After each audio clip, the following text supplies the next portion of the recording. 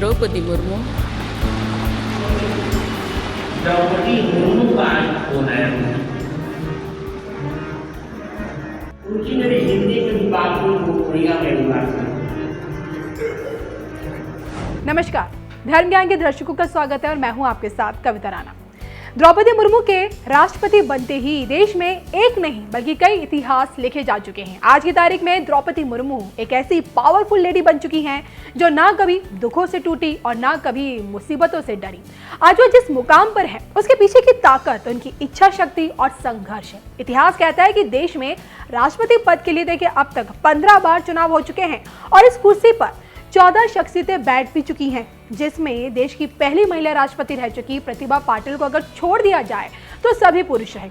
और ऐसे में बीजेपी की तरफ से राष्ट्रपति उम्मीदवार के तौर पर आदिवासी समाज से आने वाली द्रौपदी मुर्मू के नाम को आगे करना ये दर्शाता है कि द्रौपदी मुर्मू का जिंदगी भर का संघर्ष व्यर्थ नहीं गया।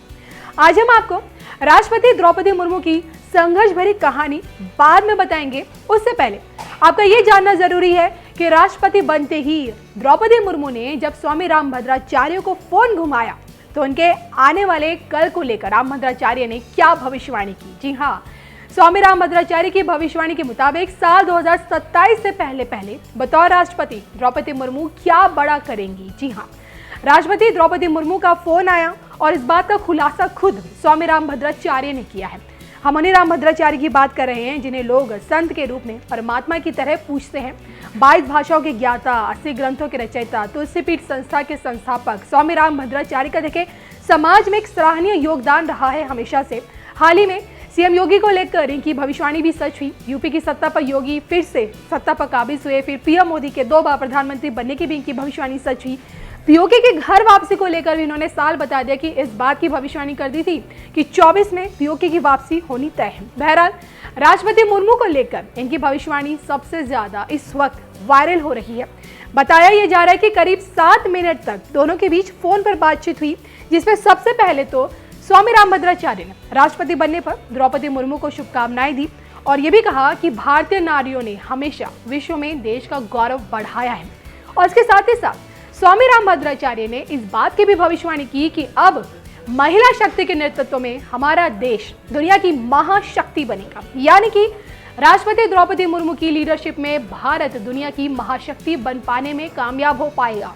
अब गौर करने वाली बात यह है कि जगत गुरु रामभद्राचार्य की इस कथनी से एक बात तो साफ है कि आने वाले कल में या फिर यूं कहें कि 2027 से पहले राष्ट्रपति द्रौपदी मुर्मू और प्रधानमंत्री नरेंद्र मोदी के नेतृत्व में भारत विश्व शक्ति बन जाएगा, यानी कि आने वाले 5 सालों में भारत को विश्व शक्ति बनने से कोई नहीं रोक पाएगा, या फिर यूं कहें कि विश्व गुरु बनने से कोई नहीं रोक पाएगा।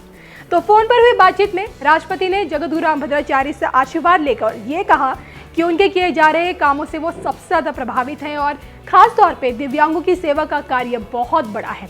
तो देखिए, फोन पर हुई 7 मिनट की इस बातचीत में राष्ट्रपति मुर्मू को लेकर रामभद्राचार्य के मुख से निकली जो बातें वो भविष्य में कितनी सच हो पाती हैं, अब ये तो देखिए वक्त बताएगा। चलिए अब आपको ये बता देते हैं कि पार्षद से राष्ट्रपति पद तक का ये सफर द्रौपदी मुर्मू का कैसा रहा। राष्ट्रपति द्रौपदी मुर्मू का राजनीतिक सफर। ओडिशा के मयूरभंज जिले के उपरबेड़ा गांव में जन्मी द्रौपदी मुर्मू एक आदिवासी परिवार से ताल्लुक रखती हैं।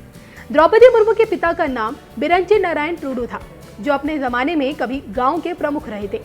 द्रौपदी मुर्मू ने अपने गृह जनपद से शिक्षा प्राप्त करने के बाद भुवनेश्वर के रामादेवी महिला कॉलेज से स्नातक की डिग्री हासिल की। इसके बाद तो बतौर एक शिक्षिका अपने करियर की शुरुआत की। राजनीति में आने के बाद पार्षद, विधायक और राज्य सरकार में मंत्री भी रही। मुर्मू राज्य में बीजेपी गठबंधन सरकार में मंत्री रही थी। हालांकि द्रौपदी मुर्मू देश की नजर में तब आई जब उन्हें झारखंड का राज्यपाल बनाया गया। वो झारखंड की पहली महिला राज्यपाल थी और इस पद पर वो 2015 से लेकर 2021 तक करीब 6 साल तक रही और इस दौरान राज्यों में पहले बीजेपी और एक फिर जेएम की सरकार रही, लेकिन बतौर राज्यपाल मुर्मू का कार्यकाल निर्विवादित रहा और कई मौकों पर तो उन्होंने आदिवासी समुदाय के हितों के लिए राज्य सरकार को बिल वापस भी लौटाए। तो जगत गुरु रामभद्राचार्य ने अपना देखे संपूर्ण जीवन इस समाज सेवा में लगाया, जिसके चलते बड़े ही सम्मान के साथ आज भी उनका नाम लिया जाता है।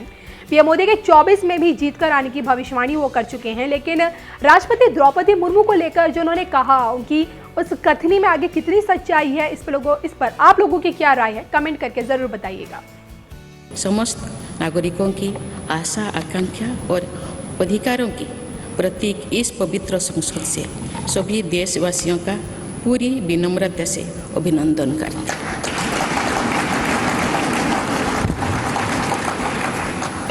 आपकी आत्मीयता, आपका विश्वास और आपका सहयोग मेरे लिए इस नए दायित्व का निभाने में मेरी बहुत बड़ी ताकत रहेगी।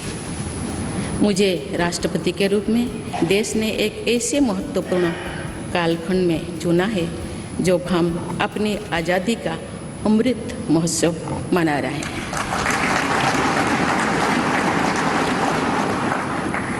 आज से कुछ दिन बाद ही देश अपनी स्वाधीनता के 75 वर्ष पूरी करेगा। ये भी एक संयोग है कि जब देश अपनी आज़ादी के 50वें वर्ष का पर्व मना रहा था तभी मेरे राजनीतिक जीवन की शुरुआत हुई थी।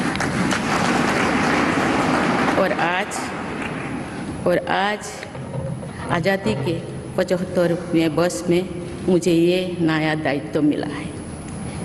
ऐसे ऐतिहासिक समय में जब भारत अगले 25 वर्षों के विजन को हासिल करने के लिए पूरी ऊर्जा से जुटा हुआ है, मुझे ये जिम्मेदारी मिलना मेरा बहुत बड़ा सौभाग्य है। मैं देश की ऐसी पहली राष्ट्रपति भी हूँ जिसका जन्म आज़ाद भारत में हुआ है। हमारे स्वाधीनता सेनानियों ने आज़ाद हिंदुस्तान के हम नागरिकों से जो अपेक्षाएं की थी उनकी पूर्ति के लिए इस अमृत काल में हमें तेज गति से काम करना होगा। इन 25 वर्षों में अमृत काल की सिद्धि का रास्ता 2 पटरियों पर आगे बढ़ेगा, सबका प्रयास और सबका कर्तव्य। भारत के उज्जवल भविष्य की नई विकास यात्रा हमें सबके प्रयास से करनी है, कर्तव्य पथ पर चलते हुए करनी ही है। कल यानी 26 जुलाई को कारगिल विजय दिवस भी है। ये दिन भारत की सेनाओं के शौर्य और संयम दोनों का ही प्रतीक है।